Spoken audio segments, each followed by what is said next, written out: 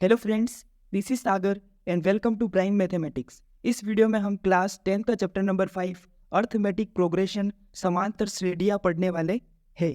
तो क्या होता है समांतर श्रेणी, चलिए जानते हैं।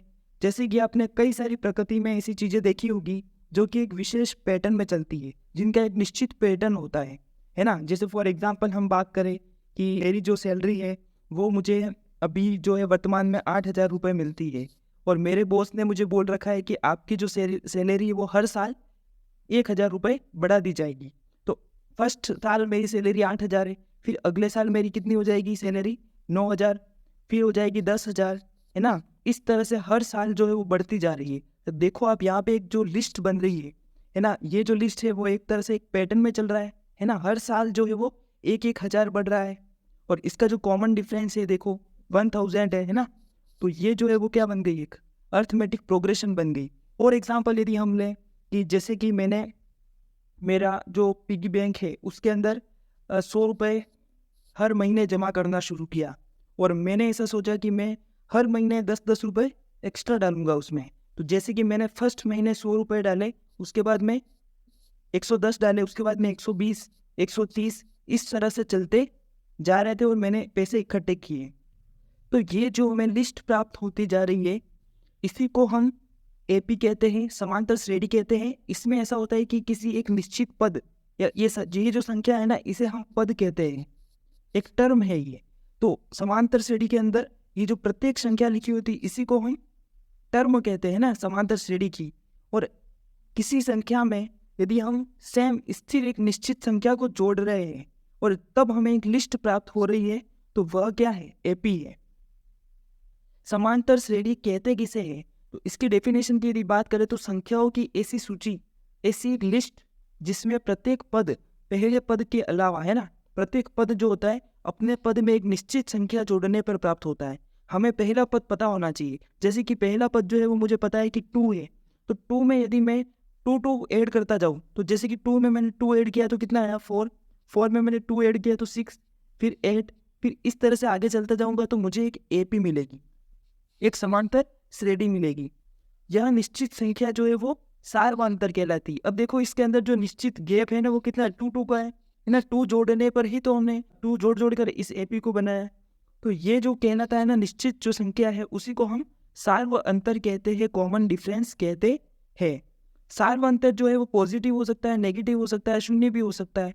जैसे कि यहाँ पर मैं कोई एपी ले लूँ 3,3,3, तो यहाँ पे हमने एक फिक्स स्थिर संख्या को जोड़ा, इस 3 में मैंने 0 को जोड़ा या घटाया, है ना, तब वापस से 3 प्राप्त हुआ मुझे। इसी तरह इस 3 में ऐसे 0 जोड़ता है घटाता गया तो मुझे एक एपी प्राप्त हुई, क्योंकि हमारी जो डेफिनेशन है उसमें ही ऐसा लिखा है कि प्रत्येक पद में अपने पद में एक निश्चित संख्या, तो 0 भी तो एक संख्या है ना, तो ये भी एक एपी हो जाएगी। अब बात की यहाँ पे देखिए, मैंने एक एपी का एक एग्जांपल लिया है कि A1, A2, A3 इस तरह से AN इसके अंदर पद हो सकते हैं, जहाँ पर प्रथम पद जो है वो क्या है A1, इसी तरह nवा पद जो है वो AN, और सार्वंतर जो है वो A2 माइनस A1। सार्वंतर अगर हमें निकालना है तो कैसे निकालेंगे, 4 में से यहाँ पर मैं 2 घटाऊंगा तो क्या मुझे 2 मिल जाएगा, बिल्कुल मिल जाएगा, क्योंकि 2 को जोड़ने पर ही तो हमने 4 को प्राप्त किया है। इसी तरह 6 माइनस 4 करेंगे तो 2 मिल जाएगा, 8 माइनस 6। तो जो सार्वंतर निकाला जाता है उसका तरीका ये है कि हम पीछे वाली टर्म में से इस आगे वाली टर्म को घटा देते तो हमें सार्वंतर प्राप्त हो जाता है। तो इसका जनरल फॉर्म देखें तो an माइनस an+1, an में से an+1 को हम माइनस कर देंगे। अब बढ़ते हैं आगे, एपी का व्यापक रूप। तो व्यापक रूप को हम ऐसा लिख सकते हैं कि जो फर्स्ट पद है वो अगर हमें पता है तो उसका जो सेकेंड पद हो जाएगा वो क्या हो जाएगा a+d। ऐसा ही तो हम करते हैं, है ना। फर्स्ट पद में यदि हम d को, उसका सार्वंतर जो है वो एक निश्चित संख्या, वो स्थिर संख्या, d क्या है, एक निश्चित संख्या ही तो है, और किसी निश्चित स्थिर संख्या को जोड़कर ही हम ए बी प्राप्त करते हैं। तो यहाँ पे देखिए d को जोड़ते गए, a+d किया तो हमें सेकेंड पद प्राप्त हुआ। इसी तरह d का दुगुना कर देंगे तो हमें थर्ड प्राप्त होगा, है ना। a के अंदर अगर हम d का दुगुना जो है वो जोड़ेंगे तो थर्ड पद प्राप्त होगा। इसी तरह तिगुना करने पे फोर्थ, इस तरह से हमें पद प्राप्त होते जाएंगे। तो ये जो है वो क्या है, एक एपी का व्यापक रूप है, जनरल रूप हम लिख सकते हैं इस तरह से, जहाँ पर प्रथम पद जो है वो a है, फिर द्वितीय पद a+d, तृतीय पद a+2d, है ना। तो इसका हम यूज़ ले सकते हैं, जैसे कि जब हमें कोई पद प्राप्त करने हो और हमें पहला पद पता हो और उसका कॉमन डिफरेंस पता हो, तो हम इस जनरल रूप की सहायता से एक एपी बना सकते हैं। फॉर एग्जाम्पल के लिए मैं यहाँ पर कुछ एपी लिखता हूँ, तो जैसे 1 2 3 4, ये क्या है, एक एपी है, क्योंकि प्रत्येक पद में हम 1 जोड़कर अगला पद जो है वो प्राप्त कर रहे हैं। तो ये एक एपी हो जाएगी, जिसका सार्वंतर क्या है, 2 - 1 1 प्राप्त हुआ, 3 - 2 1 प्राप्त हुआ, 4 - 3 1 प्राप्त हुआ। तो ये जो है वो सार्वंतर है। सार्वंतर कितना है इसका, 1 है। इसी तरह जैसे कोई दूसरा एग्जाम्पल लूँ मैं यहाँ पर, तो जैसे -3 -2 -1 0, इस तरह से आगे बढ़ सकते हैं हम। तो ये भी क्या है, एक एपी है। इसमें देखिए आपकी 1 जोड़ने पर हमें अगला पद जो है वो प्राप्त हो रहा है। जैसे देखो -3 में मैंने 1 जोड़ा, तो क्या मुझे -2 मिल जाएगा, बिल्कुल मिल जाएगा। फिर -2 में मैंने 1 जोड़ा तो -1, -1 में 1 जोड़ा तो 0, 0 में 1 जोड़ूंगा तो 1 मिल जाएगा। तो ये भी एक क्या हो जाएगी, एपी हो जाएगी। एपी की जो डेफिनेशन है वो ही क्या है कि एक निश्चित संख्या जोड़ने पर, एक स्थिर संख्या जोड़ने पर हमें जो प्राप्त होती है वो एपी होती है। तो यहाँ पे देखो, यहाँ पे 1 1 1 डिफरेंस 1 है। अगर ये डिफरेंस चेंज हो जाए तो फिर वो एपी नहीं होगी। जैसे कि मैं यहाँ पर कोई एग्जांपल लिखूँ, 2 फिर 3 फिर 4 और फिर मैंने यहाँ पर लिख लिया 6, तो ये एक एपी नहीं है, क्योंकि यहाँ पे देखो इसका जो डिफरेंस है वो कितना हो गया, चेंज हो गया। यहाँ पे 2 हो गया और यहाँ तक कितना था, 1 था। तो ये एपी नहीं होगी। अर्थमेटिक प्रोग्रेशन समांतर श्रेणी को हम जो है वो शॉर्ट में एपी कहते हैं। ठीक है, तो इस चैप्टर में हर जगह हम एपी ही यूज करेंगे। आगे बढ़ते हैं कि एपी के 2 प्रकार हो सकते हैं, एक परिमित एपी हो सकती है और एक अपरिमित एपी हो सकती है, फाइनाइट एपी एंड इनफाइनाइट। नाम से ही स्पष्ट है कि पदों की संख्या जो होगी वो इसमें फाइनाइट होगी। जैसे देखो यहाँ पे एग्जांपल लिया है 147 148 149, इस तरह से 157 तक चल रहा है ना। यहाँ पे इसका स्टॉप हो गया, तो इसका जो अंतिम पद होगा, क्योंकि देखो यहाँ पे लिखा है परिमित एपी में अंतिम पद होता है, तभी तो वो परिमित है ना। किसी का एंड जो सबसे लास्ट पद है वो हम बता पा रहे हैं, इसका मतलब वो क्या है, फाइनाइट है। तो यहाँ पे जो अंतिम पद हो जाएगा वो कितना हो जाएगा, 157। अब हम अपरिमित एपी की यदि बात करें तो इनफाइनाइट एपी के अंदर पदों की संख्या जो होती है वो अपरिमित होती है, इनफाइनाइट होती है। एग्जाम्पल के लिए जैसे 100 70 फिर 40, ये देखो कम होता जा रहा है ना। इसके अंदर जो डिफरेंस है वो कितना है, 30 का डिफरेंस है, देखिए यहाँ पे। तो इस तरह से ये चलती ही जा रही है। अब यहाँ पे कोई एंड टर्म है ही नहीं, तो अपरिमित पद जो अंतिम पद जो होता है वो इसमें नहीं होता है। ओके, नेक्स्ट यहाँ पे देखिए कि एक एपी बनाने के लिए हमें प्रथम पद ए तथा सार्वअंतर डी पता होना आवश्यक है। तो बिल्कुल, क्योंकि एक एपी यदि लिखनी है तो हमें फर्स्ट टर्म तो पता होनी ही चाहिए। जैसे कि मैंने यहाँ पे 1 लिख लिया, अब हमें कोई बताएगा ना कि भाई इसमें सार्वअंतर कितना है, कि कौन सी स्थिर संख्या जोड़े तो हम एपी प्राप्त करें। वैसे तो हम अपनी मर्जी से बना सकते हैं, लेकिन ए और डी दे रखा है तो हम एक एपी बना सकते हैं। जैसे कि हमें ए जो है वो 1 दे रखा है और डी जो है वो 2 दे रखा है, तो क्या हम इसकी सहायता से एपी बना सकते हैं, बिल्कुल बना सकते हैं। देखिए यहाँ पे फर्स्ट पद क्या है, 1, फिर हम इसमें 2 जोड़ेंगे तो 3, फिर 2 जोड़ेंगे तो 5, फिर 2 जोड़ेंगे तो 7, इस तरह से हमें एक एपी प्राप्त हो जाएगी। किसी एपी के लिए यदि सार्वअंतर के कॉमन डिफरेंस के जनरल फॉर्मूले की यदि हम बात करें तो वो क्या हो जाएगा, ए के प्लस 1 माइनस ए के, मतलब बड़े पद में से छोटा पद माइनस करना है ना। ये A2 में से A1, चाहे वो जो बड़ा पद है वो छोटा ही क्यों ना हो, ऐसा भी, जैसे उल्टा भी तो हो सकता है ना, जैसे 3 3 2 1, तो 2 में से ही 3 माइनस करना है अपने को, ये चीज़ ध्यान रखनी है ना, सार्वअंतर निकालना है तब। तो हमेशा ए के प्लस 1 में से ए के माइनस करना होता है। तो इस चैप्टर के अंदर हम ओवरऑल पूरा एपी की बात करने वाले हैं, समांतर श्रेणी की बात करेंगे, उसकी टर्म्स के बारे में बात करेंगे, एपी को बनाएंगे, है ना, और बनी हुई एपी में से उसका सार्वअंतर निकालेंगे, पदों की संख्या निकालेंगे, ये सारी चीज़ें करेंगे, उसका अंतिम पद निकालेंगे, है ना। सेकेंड एक्सरसाइज में हम उसका अंतिम पद ए एन को फाइंड करेंगे, फिर पूरे एपी का योग निकालेंगे, उसका सम निकालेंगे, ठीक है, एन पदों का जो योग होता है वो निकालेंगे। तो चलिए स्टार्ट करते हैं प्रश्नावली 5.1 और उसके क्वेश्चंस देखते हैं। तो इसका फर्स्ट क्वेश्चन है, निम्नलिखित स्थितियों में से किन स्थितियों में संबद्ध संख्याओं की सूची एपी है और क्यों। तो यहाँ पे देखिए स्थिति दे रखी है, और ये जो हम एपी का यूज कहाँ करते हैं अगर ये बात आए तो ऐसी कई सारी स्थितियाँ हैं या फिर प्रॉब्लम्स है जो कि हम दैनिक जीवन में देखते हैं या फिर फेस करते हैं। तो उनको अगर सॉल्व करना है तो हम एपी का यूज करके हम उस प्रॉब्लम को आसान बना सकते हैं, उसको सॉल्व कर सकते हैं। जैसे कि यहाँ पे कुछ स्थितियाँ दे रखी है। फर्स्ट एग्जाम्पल यहाँ क्वेश्चन दे रखा है कि प्रत्येक किलोमीटर के बाद टैक्सी का किराया, जबकि प्रथम किलोमीटर के लिए किराया 15 रुपये है और प्रत्येक अतिरिक्त किलोमीटर के लिए किराया जो है वो 8 है। तो देखो यहाँ पे क्लियरली लिख रखा है कि प्रथम किलोमीटर के लिए किराया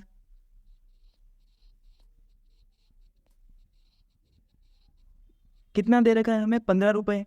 और फिर कह रहे हैं कि अतिरिक्त किलोमीटर के लिए किराया कितना ऐड करना है, 8 करना है। ठीक है, अतिरिक्त प्रत्येक किलोमीटर के लिए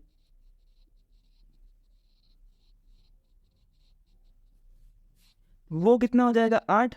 तो अब देखो यहाँ पे इसको हम प्रथम पद मान सकते हैं, है ना। प्रथम पद अगर हमने इसको 15 को माना तो फिर सेकेंड पद निकालने के लिए हम 15 में जो है वो 8 को ऐड कर देंगे। तो जैसे देखिए यहाँ पे A1 जो है वो हमारे पास आ जाएगा 15। फिर A2 की यदि हम बात करें तो A1 प्लस 8 हो जाएगा, तो 15 प्लस 8 तो 23। फिर बात करें A3, इस तरह से हमें मिलता जाएगा 23 में फिर हम 8 जो है वो ऐड करेंगे। इस तरह से हमें जो प्राप्त हुई, ये देखिए आप 15, 23, 31, ये जो एक AP हो जाएगी। तो यहाँ पे हमें पूछा है कि कौन सी सूची जो है वो AP है और क्यों है। तो अब बताना है क्यों है। तो इसका जो सार्वअंतर है वो, अतः इस उपरोक्त AP का सार्वअंतर समान है और वो कितना है, 8 है। पहले ही हम क्वेश्चन पढ़ते ही पता चल रहा है इसमें तो हमें। तो इस तरह से इस क्वेश्चन को करेंगे हम। इसी के सेकेंड की यदि बात करें तो इसमें लिखा है किसी बेलन में उपस्थित हवा की मात्रा, जबकि वायु निकालने वाला पंप प्रत्येक बार बेलन की शेष हवा का 1/4 भाग बाहर निकाल देता है। तो मान लो यहाँ पे बेलन में उपस्थित हवा की मात्रा, तो सब यहाँ पे लिख लो, बेलन में उपस्थित हवा की मात्रा, माना कि क्या है वो x है। ठीक है, माना ऐसा लिख दो, क्योंकि हमारे पास यहाँ पे कोई टर्म नहीं है तो मान लेंगे कि हवा की मात्रा जो है वो x है। यहाँ पे हमें कंडीशन दे रखी है। तो आगे लिखा है कि जबकि वायु निकालने वाला पंप जो है वो प्रत्येक बार बेलन की शेष हवा का 1/4 जो है वो माइनस कर देता है। तो शेष मतलब अभी हमारे पास बचा हुआ क्या है, x। तो x में से उसका 1/4 माइनस करना है, किसका, x का ही। तो x माइनस x का 1/4 कितना हो जाएगा, x इंटू 1/4 ऐसा ही होगा। तो यहाँ से हमें मिल जाएगा x/4। तो ये कितना मिल जाएगा हमें, 4x माइनस x, तो ये 3x/4। तो सेकेंड जो टर्म आ जाएगी वो हमारे पास क्या आ जाएगी, 3x/4 ये मिल जाएगी। और देखिए यहाँ पे लिखा है कि शेष हवा का 1/4 भाग निकाल देता है। तो अब हमारे पास जो हवा की मात्रा बची वो कितनी बची, 3x/4। इसमें से इसका 1/4 निकालेंगे तो ये देखिए 3x/4 माइनस, क्योंकि शेष हवा में से निकालना है, यहाँ पे लिखा है देखिए शेष। तो 3x/4 इंटू 1/4, तो 3x/4 माइनस 16। ठीक है, यहाँ पे 16 एलसीएम मिल जाएगा हमें। फिर यहाँ पे 12x माइनस 3x, तो यहाँ से हमें मिलेगा, तो ये जो हमें मिल जाएगा वो कौन सा हो जाएगा, थर्ड टर्म हो जाएगी, तीसरा पद हो जाएगा। तो इस तरह से हम AP को बना सकते हैं। तो यहाँ पे हमें देखिए AP जो मिली वो क्या मिली, x, 3x/4, फिर 9x/16। ये जो इस तरह से हमें AP मिल गई। अब हमें ये देखना है कि क्या ये AP है या नहीं। तो इसका जो कॉमन डिफरेंस है वो पता करना है। तो कॉमन डिफरेंस कैसे पता करेंगे, यदि ये A1 है, ये A2 है, ये A3 है, तो A2 माइनस A1 करेंगे, है ना। तो 3x इस तरफ करके देख रहा हूँ मैं, आप देख लीजिए यहाँ से 3x/4 माइनस x करेंगे तो क्या मिलेगा हमें, 4 एंड 3x माइनस 4x, तो माइनस x/4 मिला। 9x/16 माइनस 3x/4, तो यहाँ से 16 जो है वो एलसीएम मिल जाएगा इसका, 9x माइनस यहाँ पे 12x। तो ये देखो यहाँ पे क्या मिला हमें, यहाँ से आ जाएगा माइनस 3x/16। तो यहाँ पे जो हमें कॉमन डिफरेंस मिला, पहला जब हमने A2 माइनस A1 किया था तो माइनस x/4 मिला और यहाँ पे मिला माइनस 3x/16। तो कॉमन डिफरेंस जो है वो इक्वल नहीं है। तो इसका मतलब ये एक AP नहीं होगी, तो AP नहीं होगी। ओके, अब बात करते हैं नेक्स्ट क्वेश्चन की। इसमें दे रखा है कि प्रत्येक मीटर की खुदाई के बाद एक कुआं खोदने में आई लागत, जबकि प्रथम मीटर खुदाई की लागत जो है वो 150 रुपये है। तो प्रथम मीटर, देखो ये प्रथम पद है ना, प्रथम मीटर खुदाई की लागत खुदाई की लागत जो है वो 150 है, तो ये प्रथम पद मिल गया हमें। फिर यहाँ पे कहा है कि बाद में प्रत्येक मीटर खुदाई की लागत जो है 50-50 बढ़ती जाती है। तो इसमें तो देखो ऐसे क्वेश्चन में सीधा ही स्पष्ट है ना, 50 बढ़ती जा रही है तो वो एक एपी होगी, क्योंकि इसका कॉमन डिफरेंस जो है वो सेम ही आएगा। यहाँ पे देखो 150 फर्स्ट पद आएगा, फिर 200, क्योंकि 50-50 बढ़ती जा रही है, फिर 250, फिर 300, फिर 350, इस तरह से। और यहाँ पे कॉमन डिफरेंस जो आएगा A2 - A1 वो भी क्या आएगा, सेम आएगा सब जगह, 50-50 ही आएगा, है ना। 250 में से 200 गए तो सिंपल क्वेश्चन है। अब बात करते हैं क्वेश्चन नंबर 4 की। इसमें लिखा है खाते में प्रत्येक वर्ष का मिश्र धन, जबकि 10,000 की राशि 8% वार्षिक की दर से चक्रवृद्धि ब्याज पर जमा की जाती है। तो मिश्र धन का फॉर्मूला क्या होता है, ये पता होना चाहिए पहले तो ये होता है P × 1 + R/100, यहाँ पे होता है T, है ना, यही फॉर्मूला होता है। P क्या है यहाँ पर मूलधन, R जो है वो इसकी दर, और T जो है वो समय। तो ये फॉर्मूला है। तो इसमें लिखा है प्रत्येक वर्ष का मिश्र धन, जबकि 10,000 की राशि, तो हमें प्रत्येक वर्ष का जो मिश्र धन है वो कैलकुलेट करना है, ठीक है। तो 10,000 की राशि 8% वार्षिक दर की सहायता चक्रवृद्धि ब्याज पर जमा की जाती है। तो प्रथम वर्ष का, ठीक है, प्रथम वर्ष के लिए अगर 1 साल का करें हम, है ना, प्रथम वर्ष के लिए, तो क्या हो जाएगा, यहाँ से हमें मिल जाएगा A1 निकालते हैं हम, तो P जो है वो कितना है 10,000, फिर 1 प्लस यहाँ पे दर हमें 8 दे रखी है और 100, और T जो है वो क्या है 1 हो जाएगा। 1 साल की बात हो रही है यहाँ पे। फिर प्रथम वर्ष तक के लिए, फिर हम द्वितीय वर्ष तक के लिए निकालेंगे, तो ये कितना मिल जाएगा हमें 10,000 इंटू ये हो जाएगा 108/100 ना, तो ये 2 0 से 2 0 कैंसिल, तो यहाँ पे मिलेगा हमें 10, ये मिल जाएगा। फिर द्वितीय वर्ष, तो A2 यहाँ से हमें मिलेगा 10,000 इंटू 1 + H/100 और 2, है ना, दूसरे साल के लिए 2 वर्ष का तक के लिए हो जाएगा वो, तो ये हमें मिल जाएगा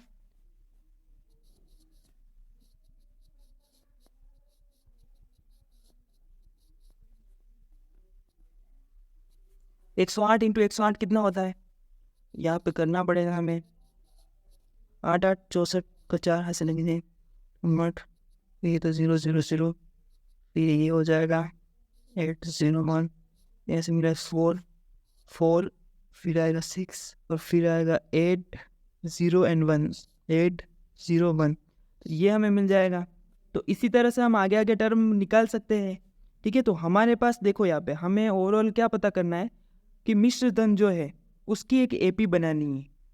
मिश्र धन क्या होता है, जिस पर चक्रवृद्धि ब्याज लगता है ना। पहले हमारे पास मूल धन कितना था 10,000, फिर मिश्र धन की एपी बनानी है, तो A1 जो है वो कितना हो जाएगा, यहाँ से A1 A2 A3 इस तरह से निकाले हम, तो देखो यहाँ पे 10,800 फर्स्ट पद हो जाएगा, फिर सेकेंड पद हो जाएगा 10,864, फिर इसी तरह थर्ड पद निकालना है आपको। तो यहाँ पे इसका जो कॉमन डिफरेंस है, देखिए हमें यहाँ पर एक टर्म और कैलकुलेट करने की जरूरत पड़ेगी, तभी हम यहाँ से कॉमन डिफरेंस जो है वो पता कर पाएंगे। तो तीसरा पद प्राप्त करने के लिए मुझे यहाँ से इसको एक बार हटाना पड़ेगा, या फिर एक काम करते इस तरफ लिख लेता हूँ मैं, समझ लीजिएगा आप। तो देखो 10,000 इंटू ये जो है यहाँ पे देखो क्यूब करेंगे, अगर 3 हो जाएगा 2 की जगह, तो यहाँ पे 3 जो है वो टर्म आ जाएगी। देखो 108/100 इंटू 108/100 ना, ये 3 टाइम आ जाएगा। फिर 2 0 से 2 0 यहाँ पे कैंसिल, ये 2 0 से ये 2 0 कैंसिल, तो 2 0 जो है वो नीचे इस तरफ से बच जाएंगे। फिर ये तो हमें प्राप्त हुआ ही था, इसमें हमें 108 का जो मल्टीप्लाई और करना है, तो करके देखते हैं। यहाँ पर 10,864 में 108 का मल्टीप्लाई, 8 4 32 का 2 हाथ से लगे 3, 8 6 48 और 3 तो 51, 8 8 64 और ये हो जाएगा 69, फिर हो जाएगा 0 0 0 0 and 0 -4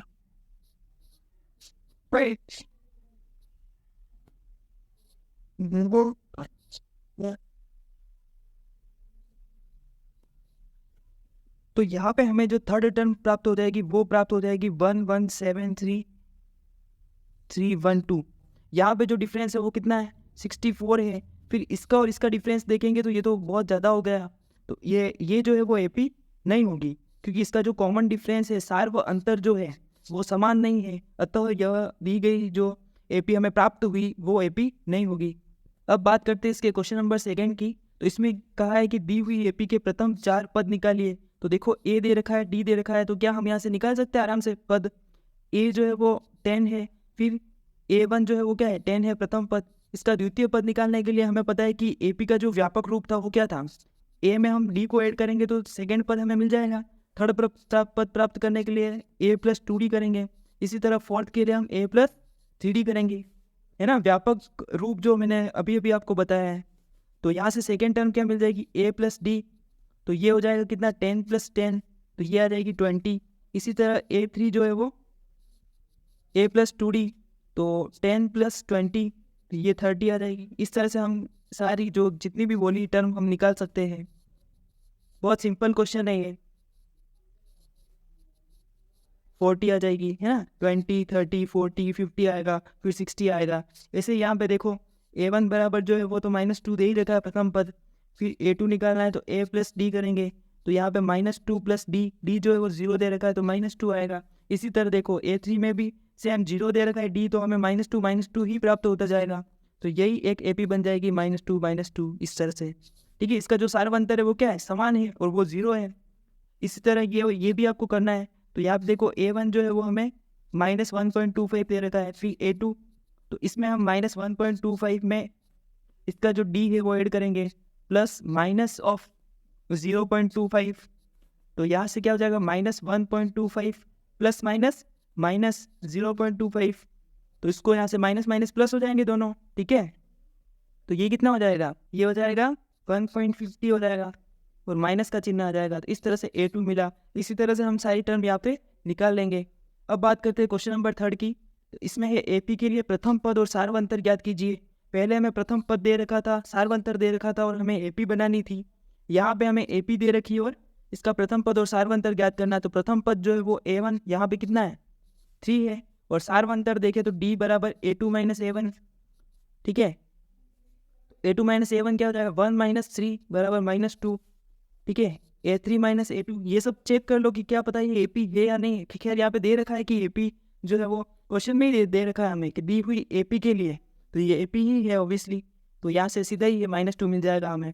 फिर इसमें भी सेम देखो कि ए जो है वो 0.6, फिर यहाँ से डी निकालना है हमें, तो A2 - A1 बराबर 1.7 - 0.6, तो यहाँ से हमें क्या मिल जाएगा 1 और 0.1। ठीक है, ये मिल जाएगा। तो इस तरह से हमें ये क्वेश्चन करना है।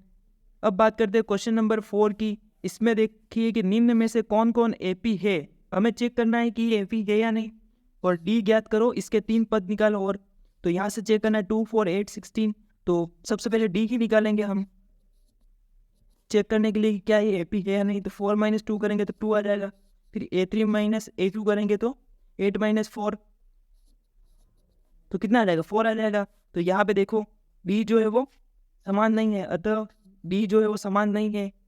उपरोक्त जो एपी दी हुई है, एपी मतलब जो भी उपरोक्त सूची जो है, सूची है ना, एक सूची है, लिस्ट है, तो वो एक एपी नहीं होगी, ऐसा लिखना है। तो एपी नहीं है तो इसके आगे की 3 पद ज्ञात करने का तो सवाल ही पैदा नहीं होता। अब बात करते हैं सेकेंड की। तो इसमें भी देखिए आप डी निकालना पड़ेगा, तो 5/2 - 2, तो यहाँ से क्या मिलेगा हमें 5 - 4, 1/2 आ जाएगा। इसका जो A3 - A2, ये सारे आपको चेक करना है कि इसका जो सार्वंतर है वो समान है या नहीं है, तभी आपको पता लगेगा। एक निकालने से तो पता चलेगा नहीं। तो यहाँ पे हमें मिलेगा 2 and 1/2 आ जाएगा ये। तो यहाँ पे देखो ये सेम मिल रहा है, तो ये जो है वो एक एपी हो जाएगी। फिर यहाँ पे बोला है कि इसके 3 और पद निकालने हैं। तो 3 और पद निकालने के लिए ये A1, ये A2, ये A3, ये A4, तो हमें क्या निकालना है A5 निकालना है। और आपको पता है कि A5 निकालने के लिए क्या करना पड़ेगा A+4D करना पड़ेगा, है ना। यही तो एपी का व्यापक पद हमने देखा था वहाँ पर। तो A5 बराबर यहाँ पे A जो है वो हमें क्या है 2 मिल रखा है, यहाँ पे दे रखा है, प्लस 4 × D 1/2, तो यहाँ से 2 से 4 कैंसिल हो जाएगा, है ना। फिर 2 + 2 बराबर 4 आ जाएगा। तो इस तरह से 5वां पद जो है 4 आ जाएगा। इसी तरह 6ठा पद मिलेगा हमें A + 5D से, फिर 7वां, इस तरह से निकाल लेंगे आप। ठीक है, तो यही क्वेश्चन है। इसमें देखिए कुछ कुछ क्वेश्चन ऐसे जो आपको थोड़ा जटिल लग सकते हैं, तो वो मैं बता देता हूँ। 5वां क्वेश्चन जो है वो इसका है 3 प्लस रूट 2। रूट वाली संख्या देख के आपको थोड़ा ऐसा असहज फील होता है, पता नहीं क्यों, लेकिन कुछ भी इसमें हार्ड जैसा कुछ नहीं होता है, ये आसान ही होते हैं ना। हमको सिर्फ मेथड और तरीका पता होना चाहिए, प्रैक्टिस होनी चाहिए। तो यहाँ पे देखो पहला पद जो है वो क्या है, 3 है। तो a2 माइनस a1 हम पहले सार्वंतर निकाल के चेक करेंगे। तो 3 प्लस रूट 2 माइनस 3, तो ऐसे ये कैंसिल हो जाएगा। तो इसका सार्वंतर क्या मिला हमें, रूट 2 है ना। इसी तरह हम चेक कर रहे हैं तो a3 माइनस a2 भी करना पड़ेगा। फिर 3 plus 2 root 2 minus of 3 plus नहीं माइनस आएगा, है ना। माइनस ऑफ क्वेश्चन में लिखेंगे ना इसको, तो माइनस हो जाएगा। फिर यहाँ से देखिए 3 से 3 तो कैंसिल। फिर 2 रूट 2 में से 1 रूट 2 चला जाएगा, तो कितना रूट 2 बचेगा, 1 रूट 2 बचेगा। तो रूट 2 मिल गया। तो कहीं ना कहीं इसका सार्वंतर जो है वो समान दिख रहा है यहाँ से। फिर भी हम एक और यहाँ पर एक टर्म के लिए और चेक कर लेते हैं कि क्या वास्तव में इसका जो सार्वंतर है वो समान है या नहीं। तो ये देखिए 3 से 3 कैंसिल, फिर 2 में से 2 रूट 2 जाएगा तो रूट 2। तो सार्वंतर जो है वो क्या है, समान है। और इसी तरह हम जो है वो इसकी टर्म आगे की टर्म निकाल लेंगे। a1 पता है, a2 पता है, a3 पता है, a4 पता है, तो a5 निकालना है हमको। तो a प्लस 4d करेंगे। ओके, तो यहाँ से 3 प्लस 4 इंटू डी क्या है यहाँ पे, रूट 2। तो यही जो है वो a5 हो जाएगा। इसी तरह a6 मिल जाएगा। अब इसमें देखिए कुछ जैसे पॉइंट वाला क्वेश्चन भी एक दे रखा है। तो 0.2, फिर 0.22, 0.222, कॉमा 0.2222 4 टाइम, फिर ऐसे 5 टाइम, ऐसे चलते ही जा रहा है। तो क्या ये शकल से देख के ही आपको लग रहा है कि ए पी होगी, नहीं लग रहा है ना, क्योंकि देखो आप ये संख्या बढ़ती जा रही है, उसका जो कॉमन डिफरेंस होगा वो समान आएगा ही नहीं। फिर भी यहाँ पे चेक कर लो अगर आपकी इच्छा है तो 0.22 में से 0.2 माइनस करेंगे तो क्या आ जाएगा, ऐसे देखो 0 लिखेंगे तो ये 2 ही आ जाएगा। फिर यहाँ पे 0 हो जाएगा, 0.0 ये मिल जाएगा हमें। फिर ये देखो 0.222 में से 0.22 माइनस करो तो ये हमें मिल जाएगा। देखो ये 2 मिलेगा, फिर 0.0 इस तरह से कॉमन डिफरेंस जो है वो 0.002 इस तरफ से आता रहेगा, 0.0002। तो ऐसा मिलेगा। तो ये तो कहीं भी किसी भी सूरत में समान तो नहीं है, तो इसलिए ये जो है वो एपी नहीं होगी। और भी किसी क्वेश्चन की बात करें तो दे रखा है क्या, बार जो है वो रूट 2, रूट 8, रूट 18, फिर रूट 32 इस तरह से दे रखा है।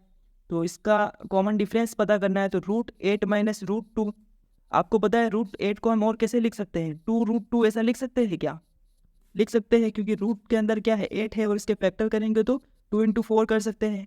और आपको पता है रूट ए बी को हम रूट ए इंटू रूट बी लिख सकते हैं, तो रूट 2 इंटू रूट 4 लिख सकते हैं। रूट 4 तो क्या होता है 2 होता है, तो 2 इंटू रूट 2 2 रूट 2, ठीक है। फिर देखिए यहाँ पे क्या हो जाएगा, 2 रूट 2 में से तो ये रूट 2 आ जाएगा, हाँ। फिर रूट 18 माइनस रूट 8 करना है, तो ये भी ये क्या 9 इंटू 2, यहाँ पे इसको 3 रूट 2 लिखेंगे, 3 रूट 2 माइनस रूट 2 2 रूट 2, तो ये रूट 2 मिल जाएगा। तो कहीं ना कहीं ये जो है वो क्या हो जाएगी, एपी हो जाएगी। इसी तरह आगे ये स्क्वायर वाला दे रखा है कि 1 का स्क्वायर, 5 का स्क्वायर, 7 का स्क्वायर, तो आप स्क्वायर करके लिख सकते हो यहाँ पे 1, फिर ये 25, ये 7 का स्क्वायर कितना आ जाएगा 7 7 49, ठीक है। तो ये बन जाएगा। आगे 73 दे रखा है, 25 माइनस 1 24, यहाँ पे देखो 49 माइनस 25 ये भी 24। तो ये सार्वंतर जो है वो क्या है, समान है। इस तरह से ये एपी हो जाएगी। तो इस तरह से आपको क्वेश्चंस करने हैं, ठीक है फ्रेंड्स। आज के लिए इतना ही, मिलते हैं नेक्स्ट वीडियो में नेक्स्ट एक्सरसाइज के साथ में। वीडियो अच्छा लगा हो तो लाइक कर दीजिएगा, अपने फ्रेंड्स के साथ में शेयर कीजिएगा। Okay, bye bye.